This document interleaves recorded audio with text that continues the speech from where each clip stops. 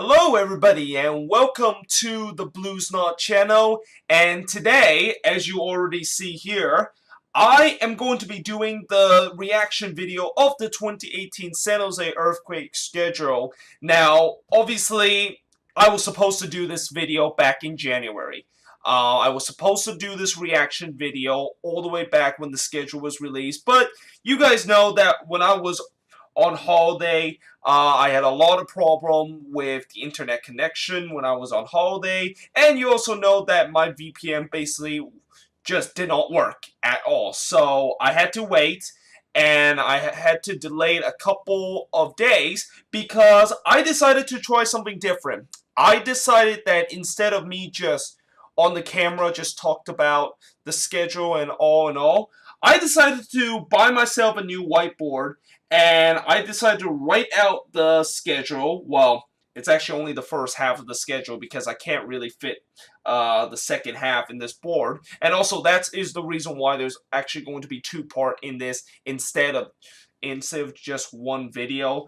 But I decided to buy a whiteboard, and yeah, here we are. It has pretty much every single game of the first half, and I'm going to be talking about all of the first 17 games. Now, the second part of the 17 game, the second half of the schedule, I'll hopefully be covering tomorrow, but, you know, right now we're just going to be talking about the first part. And also this whiteboard, this won't be the first time you'll be seeing this. In fact, when I do match review and match preview, and I do like Premier League prediction or MLS prediction video, I will be using this board as a way to basically write out all the games and basically do my prediction and write stuff up. But either way, let's actually begin and let's actually talk about all these games. As you already know, we are starting against, we are playing our first game at home, and we are starting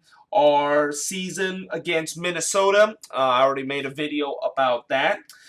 And then, of course, after when we play Minnesota at home, we will be going on the road. We will be having our first road trip against Sporting KC. I think this is the second year in a row that we start our road trip in Kansas City. And what is weird about this is that there is actually a 2-week gap between the Quakes home opener and our first road trip, and I honestly don't know why there's a 2-week gap, because I'm pretty sure, if I remember this correctly, I know March we have like a international break, but I remember that the international break actually take place between the Sporting KC game and the NYCFC game. So I honestly don't know why is there like a gap between there's a gap between the Quakes home opener and our first road trip. I'm not sure if there is anything MLS is planned between, but of course, if you know that, make sure you guys leave a comment below why exactly they have like a 2-week kind of stretch between the first game and the second game of the season. And then of course we play against NYCFC next. That of course is a 5 o'clock kickoff, and this will be the only time this season at home we are going to have a kickoff start no earlier than 7 o'clock, and this will also be the only time this season that this game will be taking place on national television. It's going to be on ESPN2. Obviously, I'm very disappointed the fact that we're not getting a lot of recognition. Well, actually, going back to what I said about how this is the only home game where it's going to be national televised, it's kind of a lie, because you also got the Cali Classico down here, and that's obviously going to be national televised on Unimas. But in terms of Avaya Stadium standpoint, that will be the only game this season where it's going to be televised at Avaya Stadium. So I'm very disappointed about this. I don't know why we're not getting national recognition once again for the second year in a row. I think last year we only got like 5 national televised game, and also I think that we only had 1 game all season that was actually national televised, or actually was it 1 or 2? I think it was 2, but this season we only get 1, which is really kind of a shame because I feel like we definitely should get more national recognition after what we done last season, which of course was making the playoffs. And I know this team will definitely get better this season. But without that being said, let's actually look at the following schedule. And then of course after that we play against Philly. That of course is going to be an away game. 7 o'clock Eastern kickoff, 4 o'clock here, my local time. And then after that, we have another Saturday game. We return home, and we play against Houston. And then after the Houston game, we'll return back on the road, and we will be playing against the Crew, and then, or not the Crew, but we're first going to play against Orlando City, and then of course the following week we play against the Columbus Crew. Now, what you can sort of realize, and some of the pattern that you already can see in this first 7 game, is that it looks like we have a kind of a home away kind of pattern. Well, unfortunately, this pattern kind of disrupt right around here, but yeah, that is kind of a very interesting kind of pattern. And the other thing that you also realize is that 4 of our 7 games to start off this season is against Eastern Conference team. Got NYCFC being the Eastern Conference team. We play first. And then we got Philly, Orlando City, and Columbus Crew, the 4 Eastern Conference team. And that, of course, comes in the first 7 game. And also, 3 of those 4 teams that we're going to be facing that is based in the Eastern Conference is going to be on the road. The only game that is not going to be on the road is this game against NYCFC, which means that it's going to be tough. It's definitely going to be very tough to start off the season, mainly because the Quakes, not only they historically do not do well on the road, but against Eastern Conference team, they are just notoriously bad against Eastern Conference team. And it doesn't matter which Eastern Conference team we face. I mean, even if we face against Philly, which I think that is probably the easiest Eastern Conference away game that we have to face, we probably will struggle in that one too, because that's how the Quakes has been. They never tends to do well whenever they go on the road and play an Eastern Conference team. So that's going to be obviously tough. Hopefully that change this season if we're going to do well this season, but I don't know. It's a really kind of tough ask for us. But either way, after, of course, we return from this road trip, and by the way, this is also the first back-to-back, and there is also going to be another pattern in the next couple of games, because after we return from that back-to-back road trip, we play against Portland. That's going to be on Cinco de Mayo. I believe this is also a very similar time of when we last play Portland. I remember last time we played Portland, or last year that we played Portland, was on May 6th, so very similar time, and that of course is a 7:30 kickoff.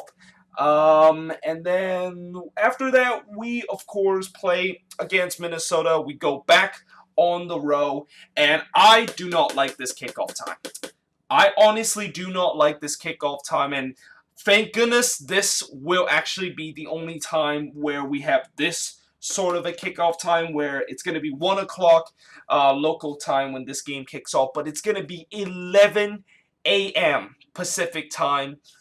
That by the time the Quakes, of course, play this game, that of course is the time here in the West Coast. And you know, not only this is a big problem for me, obviously I have to wake up early to watch the game, it's also the fact that, you know, this is going to be a bit of a disadvantage in terms of having an early kickoff. Maybe we're not gonna be very fresh coming into this game. And even though we are playing against Minnesota, and this should be one of just a few games that we just have to win on the road, it's gonna be tough with this kind of kickoff time, with a very early kickoff time back home. And I'm like I said, I'm thankful the fact that this is the only time that, of course, this happened. Well, actually, there is going to be another early kickoff against Chicago, but that one is not too bad. It's about a 12 o'clock kickoff. I think that's still pretty manageable, but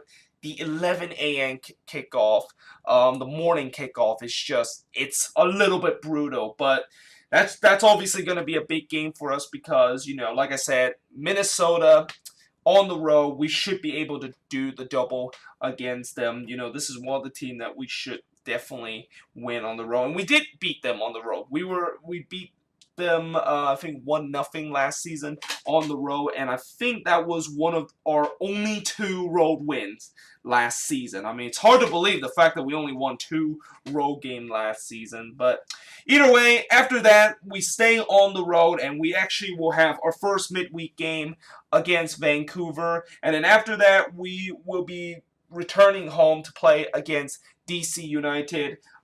This, of course, stretch with Minnesota, Vancouver, and then DC United is the first of what you call a 7 days in 3 games kind of stretch. Or actually, that doesn't sound right. More like a 3 game in 7 day kind of stretch. And there's going to be a couple of that as the season goes on. But that's obviously the first one. But, to look at this and say that, I think this is not very brutal, okay, in terms of this seven days in 3 game, or 3 game in 7 days, mainly because, yes, I know the fact that we are going to be we have a back-to-back road game, and then we, of course, return home, and that obviously is a little bit brutal, but one thing that I like about this is that, after, of course, this Vancouver game, we, of course, return home, and we, of course, play against DC United. And these 3 teams, I think these 3 teams are very kind of winnable games. Minnesota, like I said already, we should able to win them. Vancouver, they were one of the 2 opponent last season that we actually earned a draw. And we have done pretty well against Vancouver on the road for some reason. I mean, it's one of those teams that we tend to do well on the road for the last couple of season. And then, of course, DC United should be a very easy win. They're probably the easiest opponent that we're going to be facing out of the Eastern Conference, and also that game, of course, is going to be at home. So, yeah, it should be a very easy kind of 3 games in 7 day kind of stretch. Thank goodness we didn't have something like last season where I remember there was like a 3 game in 7 day stretch where we had to go to like New England, and then we got to go to Houston, and then we have to go back on home. That was an absolute brutal 3 games in 7 day stretch. And I think for me, looking at the overall schedule, I didn't see that kind of thing happening this season, so that's obviously going to be pretty good for us. And then, of course, after that, we go back on the road, and we're going to be having our first Cali Classico, first of only 2 Cali Classico this season. Usually there are 3 Cali Classico in a season, but it turns out this season there's only 2, and both of them is actually going to be in the first half of the season. But we play against them first at StubHub Center. That's going to be an 8 o'clock kickoff. That's also going to be a national televised game. It's going to be on Unimas. And in fact, both Cali Classico is going to be televised on Unimas, as you can see right down here. This, of course, is the Cali Classico at Stanford, which is the annual kind of Cali Classico that happened at Stanford. And then after that game, we stay on the road again, and we play against Chicago Fire. That also is going to be on national televised. It's going to be on Univision. And remember how I said a couple of minutes ago how you kind of start to see a little bit of a pattern in this. And the pattern that you see here is that remember how I said earlier that we start with a home, away, home, away kind of pattern? Well, now it's a little bit different. It's now going to be home, 2 away game, home, 2 away game, home, and 2 away game, which means that we have a lot of road games to start off the season. And even though you see here on the bottom where I say like we're going to have 8 home game and 9 road game to end this first half of the season and it looks sort of even, well, if you actually if you ignore to this point where we're going to have like 3 home game in 4 games, if you ignore this stretch, we actually have a lot of road games. We actually have a very road heavy schedule to start off the first half of the season. And, you know, it's going to be interesting to see how the Quakes will deal with this. Although, I think one thing that I kind of like the fact that we have a very heavy road kind of stretch in the first half of the schedule is that I think this will really benefit us coming into the second half of the schedule, where usually the second half of the schedule is the most crucial point of the season. That is the time when, you know, you're literally going to be judge of whether or not you're going to be a playoff contender or not, and in the Quakes term, whether or not they're going to be making the playoffs and just fighting and just pretty much scrapping their way past a couple of teams to just barely make the playoffs. And we really need those home games as a way to get some advantage. I mean, if you have seen the Quakes in the last couple of seasons, they are really, really good at home, but they are absolutely jack shit on the road. So for me, that is why we really need those home games. And there's going to be a lot of home games in the second half of the season, and I'll show you in part 2 of the video. But like I said, it's a very row heavy kind of first half of the schedule. And I think if I'm going to do like my mid-season kind of review by the time when we get finish with the Cali Classico and I do the mid-season review, I will be a little bit kind of less harsh if the Quakes does not do as well as they have as well as what I expect them to do heading into the halfway point of the season, mainly because they had a lot of road game, and typically, like I said in many times already, the Quakes do not do well on the road, and same with pretty much every single MLS team. It's just kind of weird that every MLS team usually do not do well on the road. I mean, unless if you are Toronto FC or maybe a couple of those top teams in the Eastern Conference, no team in the MLS can do well on the road, and it's kind of weird, but that of course is the way it is, and that is why they always say that when you go on the road, the number one thing you need to do is just at least pick up a draw, at least get 1 point, because if you can get 1 point on the road, it's gonna feel like you just got 3 points at home. So yeah, that's just a little thing that I want to say about that. But going back to this, coming back to the schedule-wise, like I said, we play Chicago after we go on the road against LA, and then we go back home, and we will be playing against. We're going to be playing against LAFC once we go back from that mini two game road trip. And I'll tell you what, this game, I'm actually looking forward to this game. And you know, the reason why I'm really looking forward to this game is because of LAFC and how they are, of course, coming in. They, of course, are an expansion team, and they bring a lot of good talent on their team. Now, the things that I am worried about this match, or actually, I shouldn't say I'm worried, I'm actually should be thankful about this, is that I can be sort of thankful that potentially LAFC is not going to have Carlos Vela and probably a couple of their international player on their squad when they play against the Quakes. Why do you ask?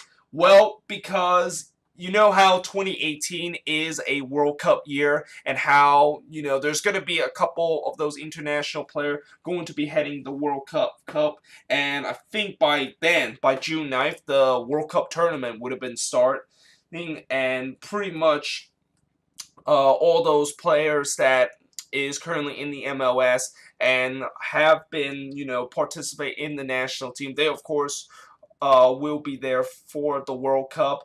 And for LAFC, that means that potentially they are not going to have Carlos Vela, because it looks like Vela is going to be one of those players that is going to be in the Mexican national team and going to be going to the World Cup in Russia. So if that is the case, I'm obviously going to be thankful the fact that we don't have to worry about him when we play against them, when we play against LAFC. But at the same time, I'm kind of disappointed because, I don't get to see a full-strength LAFC team. And LAFC has just really a lot of talent on their team. So, yeah. But, like I said, I should be thankful for that because we don't have to face him. And we're probably going to be playing a very weak LAFC team coming into June. And speaking of the World Cup, in terms of our team, I think the only guy that I know that is not going to be part of the squad between June to all the way maybe in July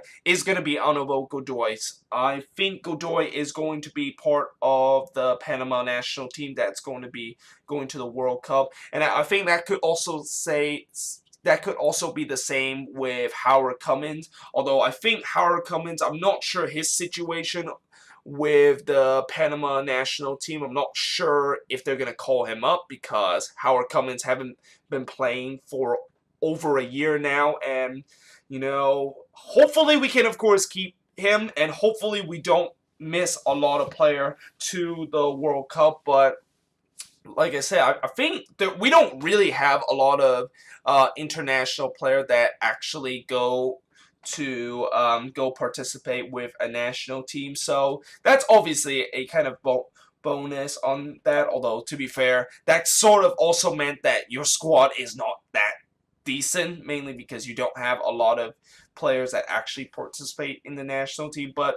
oh well, it is what it is. At least we get a pretty good strength, and at least we get an advantage over these other teams that potentially will have to miss a couple of key players because they have to go to the World Cup. And also, you see this part where between June 13th to June 23rd, and there's like a 10-day stretch. Well, this is pretty much the World Cup break period.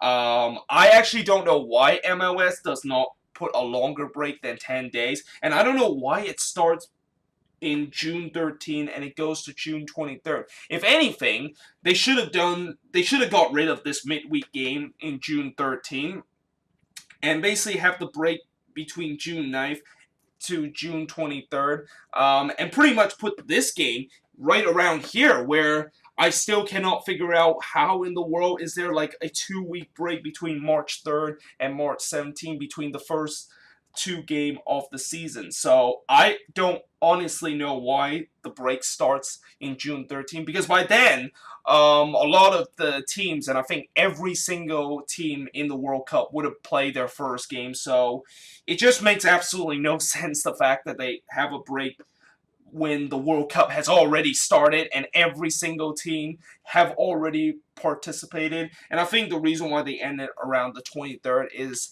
they think most teams by then will be, some of the teams that is going to be participating in the World Cup potentially is going to get knocked out by this point, and the knockout stage should happen right around this point. And yeah, I think that is why they select those days. They didn't go all the way to like near the end of the tournament, which is like around, I think the end of the tournament is like July 6th or something, 7th or 8th.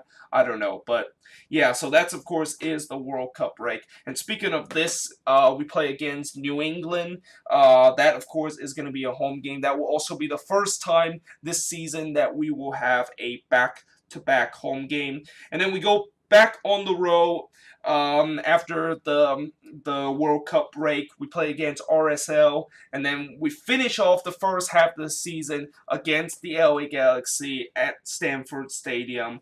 And yeah, like I said, there's total of 8 home game and 9 road game. Well, I kind of should have said there's a total of 7 home game, 9 road game, and 1 neutral game, because technically this is technically, even though it says it's a home game for us, it's kind of a neutral kind of site because Stanford Stadium is not really the home of the Quakes. But still, you know, looking at this first half of the schedule, like I said, we have a lot of road games between April to May. And actually, I didn't even realize this, but it turns out that we actually have one game, one home game in April. And it is actually the only month throughout the season that we only get one home game in a month.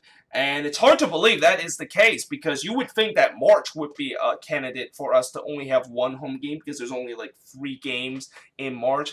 And you would think that that could happen in October too because the potentially is going to be just 3 or 4 games in October. But no, it's actually April when we actually have like 4 games. It's kind of weird, but unfortunately, it is the way it is. Our lone home game is against the Dynamos, and it seemed like right near the end of the first half of the schedule, right where June happens, this is where we get a lot of the home games, and I think doing this stretch, it should be relatively easy too. Well, depends on how LA Galaxy is going to be this season, and if LAFC is going to go with a full strength with the team. But you know, in terms of the hardest part of this first half, I think maybe the beginning part might be a little bit tough because we have to play against NYCFC at home, and then we have to go on the road against Sporting KC, and then we have to have a back-to-back road game, back-to-back Eastern Conference kind of road game between Orlando City and Columbus Crew. So I think that probably is the toughest stretch of the first half of the schedule. But yeah, let me know in the comments below, what do you think of this first half of the schedule? What do you think is the toughest part of this first half of the schedule, and what is the easiest part? And yeah, I hope you guys enjoyed this video. Like I said, second part and the second half of the schedule will probably be released tomorrow. And yeah, like I said, I hope you guys enjoyed this video. And if you like this video, make sure you guys leave a like, smash that subscribe button, and also make sure you guys check out my second channel, Blues Not 2. And yeah, I of course will see you guys next time.